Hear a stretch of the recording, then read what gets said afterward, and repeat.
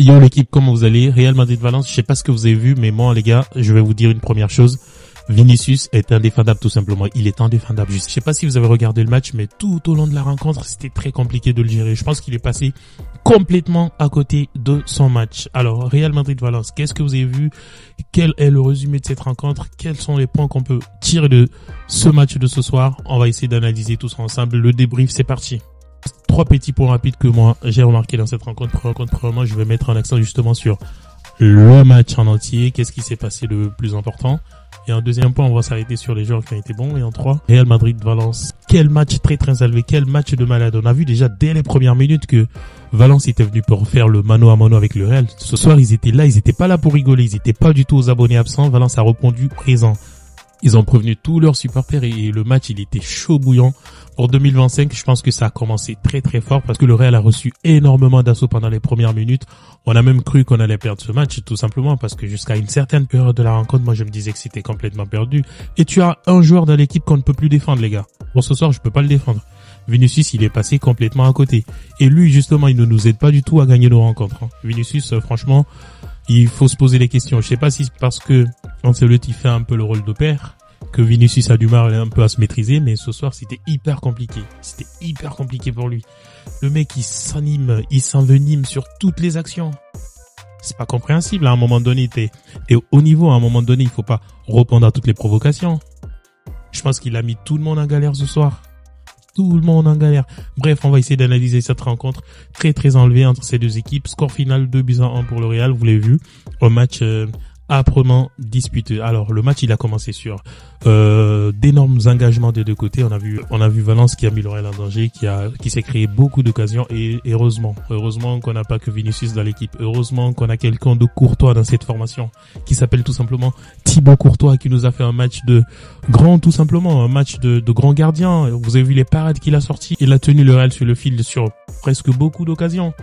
Même le premier but qui arrive, c'est vrai que la défense du Real, elle est trop spectatrice, elle est là dans le sommeil un peu, elle ne réagit pas à temps, elle n'est pas dans cette réactivité qu'on attend. Mais Courtois, il a été à la hauteur tout simplement. Aujourd'hui, sur les premières occasions, sur les assauts du FC Valence, il était là. Et c'est ce qui nous a permis justement de nous maintenir pendant les premières minutes.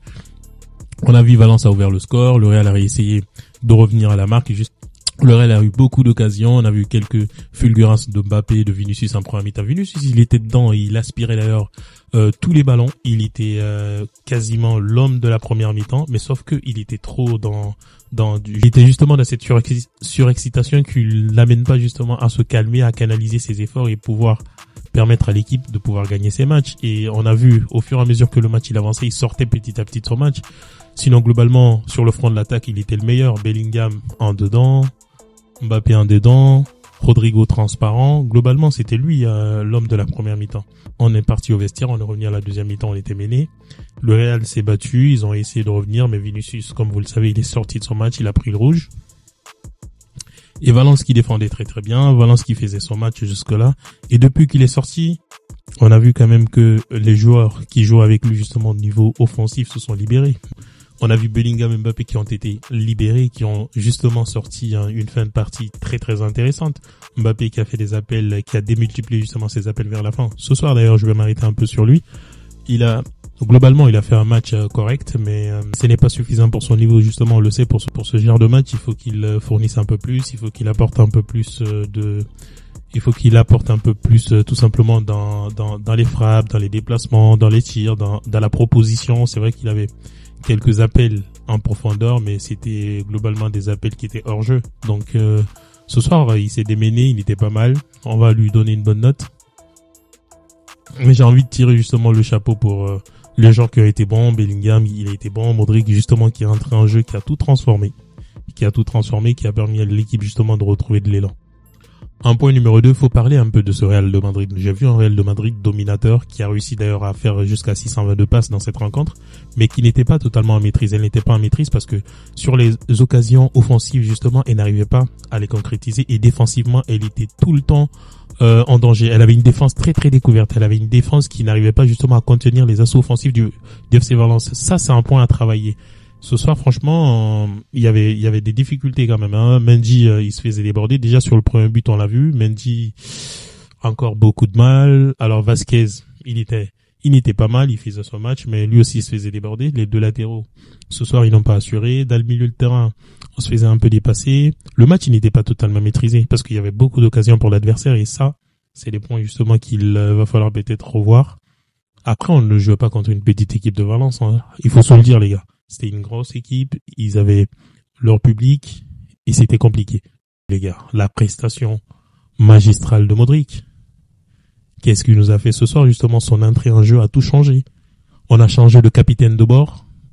On a eu quelqu'un, justement, qui pouvait nous donner une nouvelle orientation, une nouvelle assurance, qui a mené la barque et la troupe. Et franchement, le Real s'en est bien sorti parce que déjà, le premier but qu'il nous marque, c'est un but de patron, les gars. C'est un but de patron. Modric, il a sa place dans cette équipe. Sa petite présence, ses petites touches, ses petites 15 minutes qu'il joue. Franchement, c'est un plus, les gars. Il faut pas se louper, hein. Il faut pas se leurrer. Faut pas dire que l'équipe, justement, devrait rester aux mains des petits. Modric, il a bien assuré. On a vu aussi une bonne fin de partie de Bellingham qui a fait un très bon match. Donc, globalement, on a vu une très très bonne équipe du Real de Madrid qui a très bien fini son match et qui a été à la hauteur des événements. Ce match, les gars. Alors, les prestations individuelles, on a vu un Rodrigo transparent. Transparent, pourquoi? Parce que il a essayé des choses sur son côté, mais franchement, ce soir, il était peut-être un peu trop barré. Il y avait une fixette sur lui, forcément de la part de l'adversaire. Il ne s'est pas bien senti. Brahim Diaz, son entrée en jeu est toujours en plus pour l'équipe. Alors au milieu de terrain, Valverde, il était un peu en dedans, il n'a pas pu se dépêtrer. Camavinga, il est entré en jeu, ça nous a même apporté un plus. On va dire quoi? Tchouaméni encore, ça va un peu. Chaque jour qu'il joue, il s'améliore un petit peu. Rudiger, alors lui, il a envie de devenir attaquant. Quand ça devient chaud, il est défenseur, c'est un peu compliqué. Globalement, l'équipe était bien. On va dire si on devait décerner le titre d'homme du match aujourd'hui, les gars, on va le donner à Bellingham. Bellingham, il nous a fait une bonne fin de partie. C'est vrai qu'il a raté le penalty. Ah oui, ce penalty, justement. Il l'a loupé, alors ça arrive à tout le monde. C'est pour ça que je disais, il faut jamais tirer sur un joueur qui rate un penalty. Mbappé, il le faisait.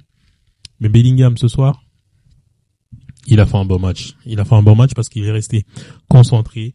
Depuis que Vinicius, d'ailleurs, est sorti du match, Bellingham, il est resté concentré. Il a gardé le chemin. Il a montré la voie à l'équipe et il nous a marqué ce but clinique à la fin.